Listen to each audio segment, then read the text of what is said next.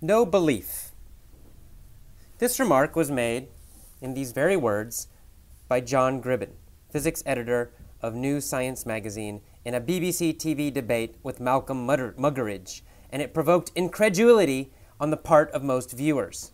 It seems to be a hangover of the medieval Catholic Church that causes most people, even the educated, to think that everybody must believe something or other, that if one is not a theist, one must be a dogmatic atheist, and if one does not think capitalism is perfect, one must believe fervently in socialism, and if one does not have blind faith in X, one must alternatively have blind faith in not X, or the reverse of X. My own opinion is that belief is the death of intelligence. As soon as one believes a doctrine of any sort or assumes certitude, one stops thinking about that aspect of existence.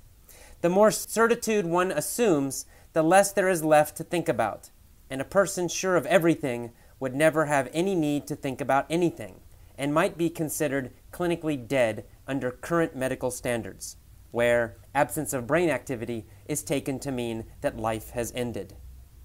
My attitude is identical to that of Dr. Gribben and the majority of physicists today, and it is known in physics as the Copenhagen interpretation, because it was formulated in Copenhagen by Dr. Niels Bohr and his co-workers between 1926 and 1928.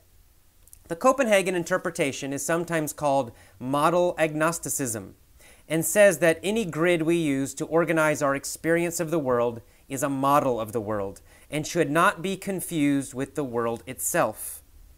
Albert Korvitsky tried to popularize this outside physics with the slogan, "The map is not the territory."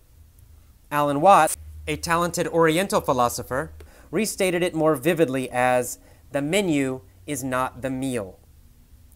Belief in the traditional sense, or certitude, or dogma, amounts to the grandiose delusion, "My current model contains the whole universe and will never need to be revised."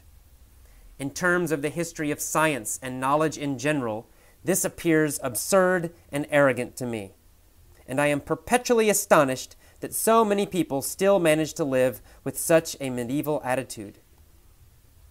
Briefly, the main thing I have learned in my life is that reality is always plural and mutable.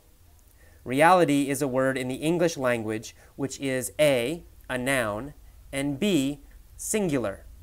Thinking in the English language, and in many Indo-European languages, therefore subliminally programs us to imagine reality as one entity, sort of like a huge New York skyscraper in which every part is just another room within the same building. This linguistic program is so pervasive that most people cannot think outside it at all, and when one tries to offer a different perspective, they imagine one is talking gibberish. The notion that reality is a noun, a solid thing like a brick or a baseball bat, derives from the biological fact that our nervous systems normally organize the dance of energy into such block-like things, probably as instant survival cues. Such things, however, dissolve back into energy dances, processes, or verbs when the nervous system is joined with certain drugs, or transmuted by spiritual exercises, or aided by scientific instruments. In both mysticism and physics, there is a general agreement that things are constructed by our nervous systems, and that realities, plural, are better described as systems or bundles of energy functions. So much for reality as a noun.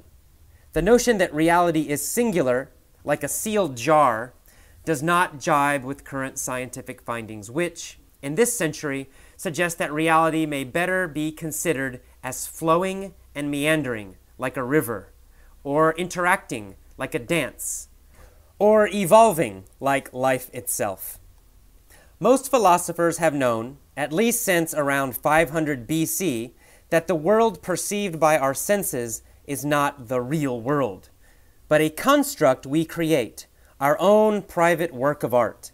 Modern science, beginning with Galileo's demonstration that color is not in objects, but in the interaction of our senses with the object understands that reality is created by our own brains.